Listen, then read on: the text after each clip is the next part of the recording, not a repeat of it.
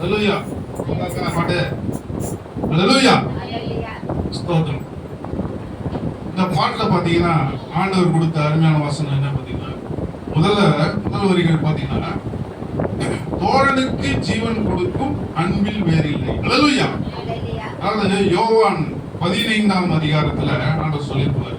இந்த வசனத்தை படிச்சுட்டு ஹல்லேலூயா.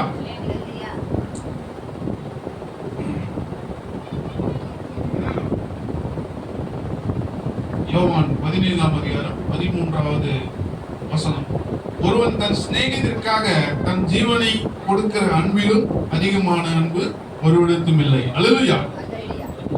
என்னன்னு பாத்தீங்கன்னா, ஒருத்தன் தன் தோழனுக்காக, அதாவது தன் ஃப்ரெண்டுக்காக அவன் உயிரியே கொடுக்கிற ஒரு அன்பு இருக்கு பாத்தீங்களா, அது மாதிரி யாரும் கொடுப்பாங்களா?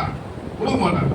ஆனா அப்படியேப்பட்ட ஒரு ஜீவனையே கொடுக்கிற அன்புல வேற அன்பு கிடையாது ஆண்டவர் சொல்ல. அதேதான் அடுத்தவர்கள் பாத்தீங்கன்னா, நம்முடைய பாவத்துக்காக ஜீவன் கொடுத்த அன்புல வேற அன்பே கிடையாது. அந்த அளவுக்கு ஆண்டவர் என்ன பண்றாரு? நம்மளை நேசிக்கிறார். ஹல்லேலூயா. முதல்வர்கள் பாத்தீங்கன்னா, மாசற்ற அன்பு அது தேவனின் அன்பு, மறவாத அன்பு அது இயேசுவின் அன்பு. ஹல்லேலூயா. இந்த காலகட்டத்தில் பாத்தீங்கன்னா எல்லாத்துலயும் மாசு கலந்துருக்கு. அதாவது பாத்தீங்கன்னா, இப்போ நேற்று கூட ஒரு நியூஸ் வந்தது.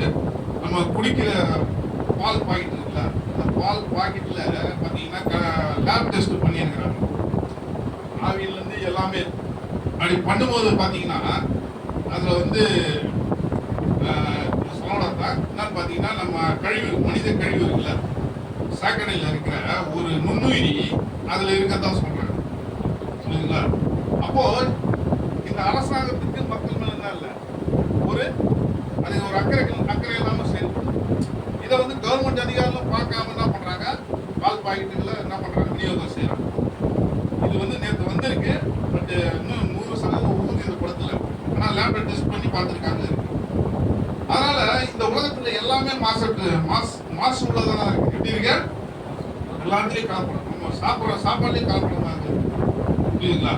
ஆனா ஒரு தூய்மையான விஷயம் எங்க இருக்கும் பாத்தீங்கன்னா, தாய்ப்பால். இது தாய்ப்பால் ரொம்ப தூய்மையா இருக்கும். அப்போ அப்பேற்பட்ட ஒரு தூய்மையான அன்பு யார்கிட்ட இருக்கு?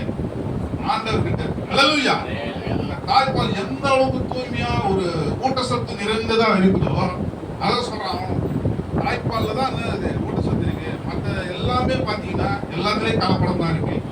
அப்போ அப்பேற்பட்ட ஒரு தூய்மையான ஒரு விஷயத்த என்ன பண்றாரு, ஆண்டவருடைய அன்பு நம்ம மேல வைக்கிறார். புரியுங்களா? அதுல எந்த அளவும் மாசு கிடையாது, என்ன கிடையாது, எந்த அளவும் அழிக்கின்றதே கிடையாது. ஹல்லேலூயா. அதான் சொல்றாரு. அடுத்த வரிகள் பாத்தீங்கன்னா, தோழனுக்கு ஜீவன் கொடுத்த அந்த அன்பை காட்டிலும் எப்படி ஆண்டவருடைய அன்பு மிக பெரியது. ஹல்லேலூயா.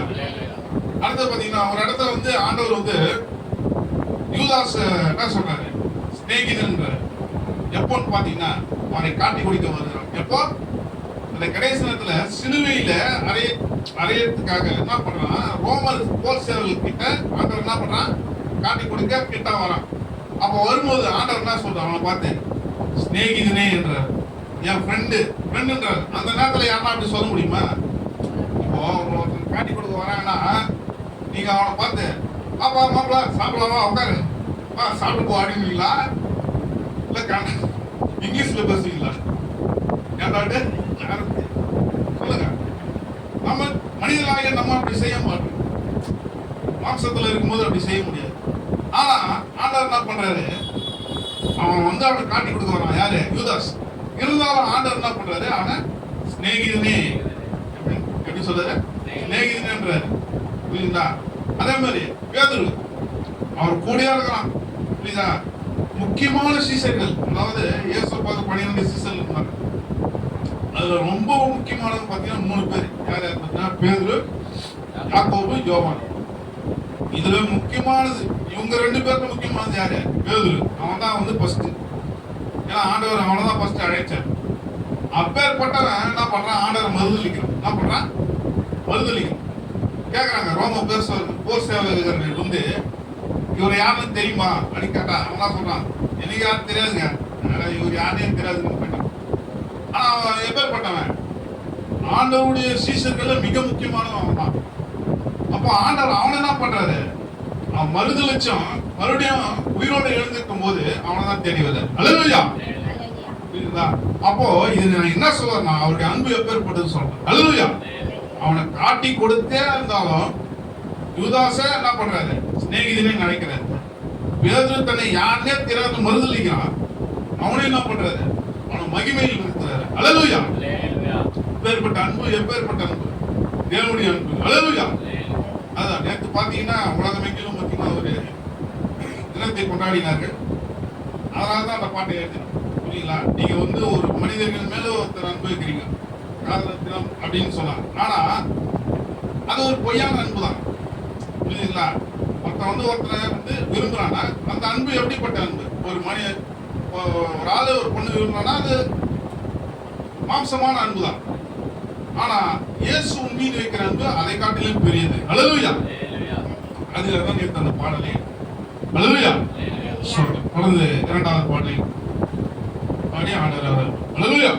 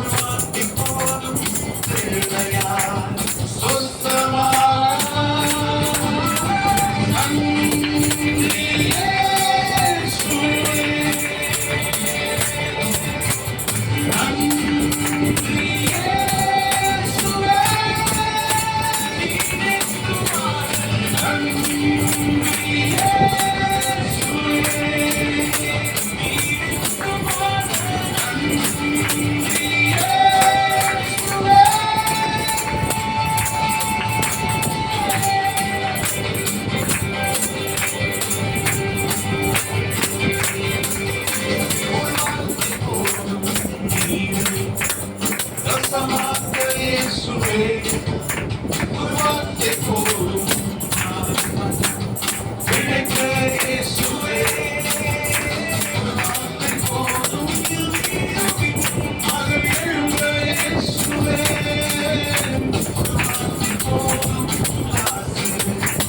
மீண்டும் வாழ இயேசுவே நன்றி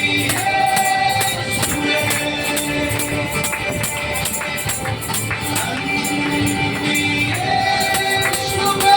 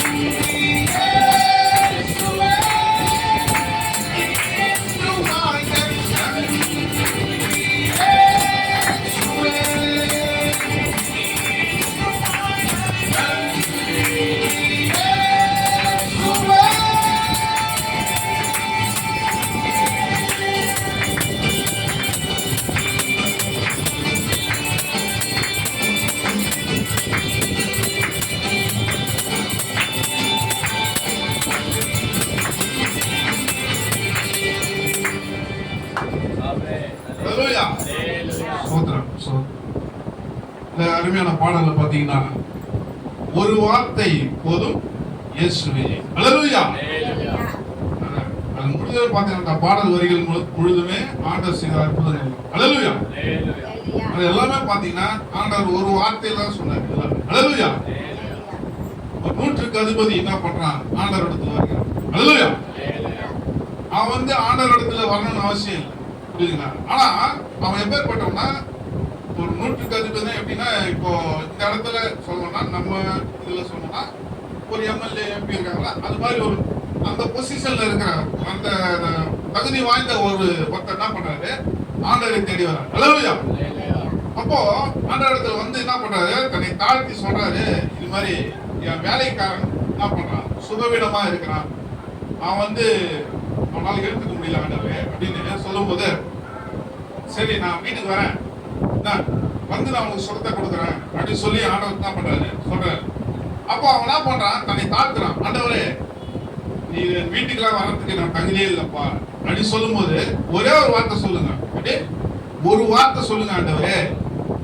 அவன் என்ன பண்ணுவான்? போயிடுச்சுப்பான்ன்றாரு. அல்லேலூயா. அந்த ஒரு வார்த்தை அப்படின்றத அந்த விஷயத்தை அவன் எப்படி புரிஞ்சுக்கிறான் பாத்தீங்களா?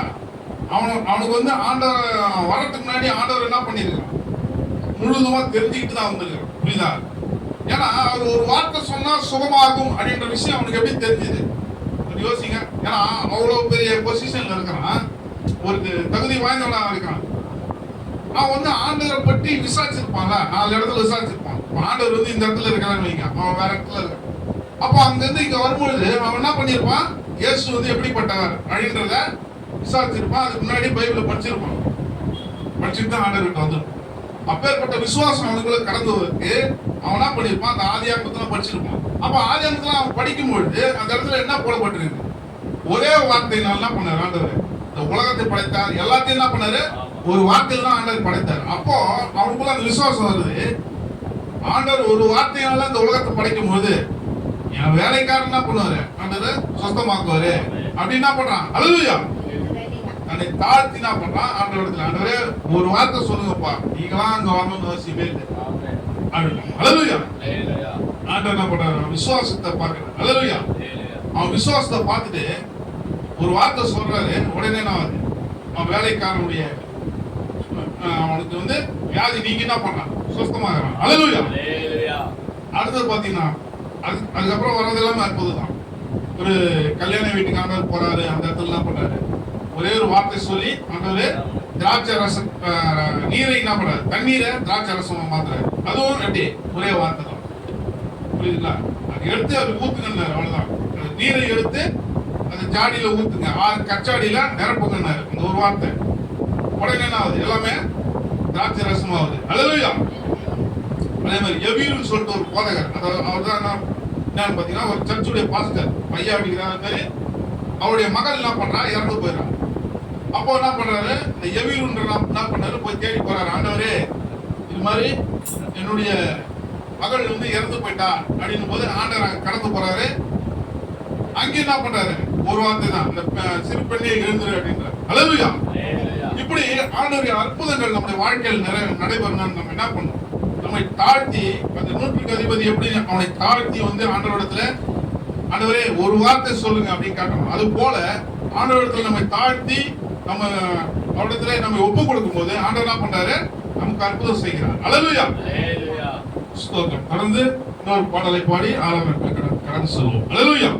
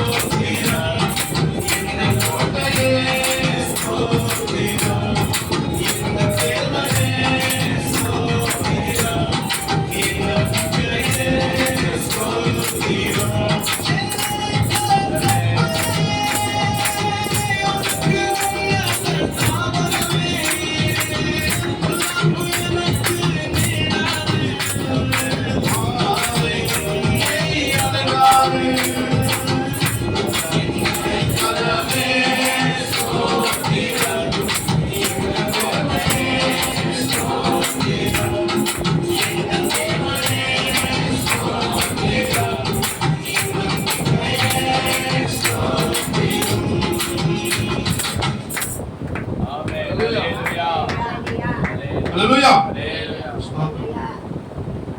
இந்த பாடல் வரிகள் பாத்தீங்கன்னா, உன்னதமானவரின் மறைவில் இருக்கிறவன் சர்வ வல்லவரின் நிழல். அந்த வசனத்தை வச்சு தான் அந்த பாடல் எழுதப்பட்டது. அல்லேலூயா. ஸ்தோத்திரம். உன்னதமானவரின் மறைவில் இருக்கிறவன் சர்வ வல்லருடைய நிழல் தருவான். அல்லேலூயா. நம்ம ஆண்டவருடைய சமூகத்துல நித்தமும் காத்திருந்து ஜெபித்து கடந்து போகும்போது ஆண்டவர் எப்படிப்பட்ட பாதுகாப்பை நமக்கு கொடுக்கிறார் அப்படின்றதான் இந்த சங்கீதக்காரன் என்ன பண்ணாரு, அருமையா அந்த வசனத்தை சொல்லியிருப்பாரு. அப்போ நம்ம கர்த்தரை நோக்கி நம்ம என்னன்னு சொல்லணும் பாத்தீங்கன்னா, நம்ம பார்த்தல, நீர் என் அடைக்கலம், என் கோட்டை, என் தேவன், நான் நம்பி இருக்கிறேன் சொல்லணும். என் அடைக்கலமே உங்க சோத்திரம், என் நம்பிக்கையே உங்க சோத்திரம், என் கோட்டையே உங்க சோத்திரம் அப்படின்னு. புரியுதுங்களா? அப்போ ஆண்டவர் எப்படி இருக்கிறார்? ஃபர்ஸ்ட் பாத்தீங்கன்னா அடைக்கலமா இருக்கிறார். நம்ம ஜெபித்து விட்டு கடந்து போகும்போது எப்படி ஆண்டவர் ஃபர்ஸ்ட் நமக்கு எப்படி இருக்கிறாரு? ஒரு அடைக்கலமாக நம்ம சூழ்ந்து இருக்கிறார். அல்லேலூயா. அடுத்தது பாத்தீங்கன்னா நமக்கு ஒரு கோட்டையாக இருக்கிறார். எப்படி சுத்தி நம்ம சுத்தி ஒரு பாதுகாப்பு அரண் எப்படி ஒரு கோட்டை சுத்தி இருக்குதோ அது மாதிரி நம்மளை சுத்தி ஆண்டவர் என்ன பண்றாரு? ஒரு பாதுகாப்பு அரணை கட்டளையிடுகிறார். அல்லேலூயா. அடுத்தது என் தேவனாக இருக்கிறார். எப்படி இருக்காரு? நமக்கு அவர் ஒரு தேவனாக, நமக்கு ஒரு கடவுளாக ஆண்டவர் இருக்கிறார். அடுத்தது பாத்தீங்கன்னா நம்ம நம்பி இருக்கிறவர். இந்த உலகத்துல நம்ம எந்த மனுஷன் நம்ம என்ன பண்ண முடியாது, நம்ப முடியாது. ஆனா ஆண்டவரை கர்த்தராகிய இயேசு கிறிஸ்துவை நம்பலாம். அல்லேலூயா. தாராளமா நம்பலாம். ஏன்னா அவர் இன்னைக்கும் ஜீவிக்கிற தேவன். அல்லேலூயா. நம்முடைய பாவங்களுக்காக ரத்தம் சிந்தி என்ன பண்ணாரு? மரிச்சாரு. மீண்டும் என்ன பண்ணாரு? உயிரோட எழுந்து இன்னைக்கும் ஜீவிக்கிற தேவன். இன்னைக்கும் நீங்க உங்களை தாழ்த்தி உங்களை ஒப்பு கொடுத்து நீங்க விசுவாசித்து ஜெபித்தீங்கன்னா அற்புதங்கள் இன்னைக்கும் நடக்கும். அல்லேலூயா. அடுத்து பாத்தீங்கன்னா சொல்றாரு, அவர் தமது சிறைகளாலே உன்னை மூடுவார். என்ன பண்றாரு? சிறைகளால் என்ன பண்றாரு? நம்மளை மூடுகிறார். அவருடைய சட்டைகளின் கீழே அடைக்கலம் புகுவாய். அவருடைய சத்தியம் நமக்கு பரிசையும் கேடகமாகும். அல்லேலூயா. அடுத்தது, இரவில் உண்டாகும் பயங்கரத்துக்கும் பகலில் பறக்கும் அம்புக்கும் இருளில் நடமாடும் கொள்ளை நோய்க்கும் மத்தியானத்தில் பாழாக்கும் சக்கரத்துக்கும் பயப்படாது இருப்பாய். அல்லேலூயா. பாத்தீங்கன்னா இரவுல கொள்ளை நோய்கள் என்ன பண்ணுது? இன்னும் பரவிட்டு தான் இருக்கு. இல்லைங்களா? அப்பேற்பட்ட அந்த நோய்களுக்கு மத்தியில் ஆண்டவர் என்ன பண்றாரு? நம்மளை காத்து வழிநடத்துகிறார். அல்லேலூயா. இப்ப கூட பாத்தீங்கன்னா சென்னையில எங்க பாரு என்ன ஆகுது? ரொம்ப என்ன ஒரு சுகவீனம் எல்லா இடத்துலயும் இருக்குது. என்ன பாத்தீங்கன்னா கோல்டு பரவுது பயங்கரமா. ஆனால் இந்த சூழ்நிலையிலும் ஆண்டவர் என்ன பண்றாரு? நம்மளை பாதுகாத்து வழிநடத்துகிறார். அல்லேலூயா. அதான் சொல்றாரு, எப்பேற்பட்ட கொள்ளை நோயா இருந்தாலும் என்ன பண்ணுவாங்க? பாதுகாப்புன்ற. அல்லேலூயா. அதான் இந்த பாடல் வரிகளை நம்ம பார்க்கிறோம். உன் பக்கத்தில் 1000 பேரும் உன் வலது புறத்தில் 10000 பேரும் இருந்தாலும் அது உன்னை நம்மை அணுகாது. அல்லேலூயா. என்னதான் உன் பக்கத்துல இத்தனை பேர் போயிட்டாங்க, அத்தனை பேர் போயிட்டாங்க, நியூஸ் அப்படியே பயங்கரமா வந்தாலும் செய்திகள் வந்தாலும் ஆண்டவர் என்ன பண்றாரு? நீ அமைதியா இருன்ற. என்ன சொல்றாரு? அமைதியா இரு. ஏன்னா அது உன்னை அணுகாதே, டச்சு விட பண்ணாது. அல்லேலூயா.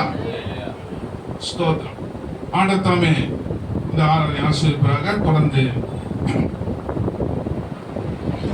ஆவியானவர் தாமே வழிநடத்துவார். ஸ்தோத்திரம். அல்லேலூயா.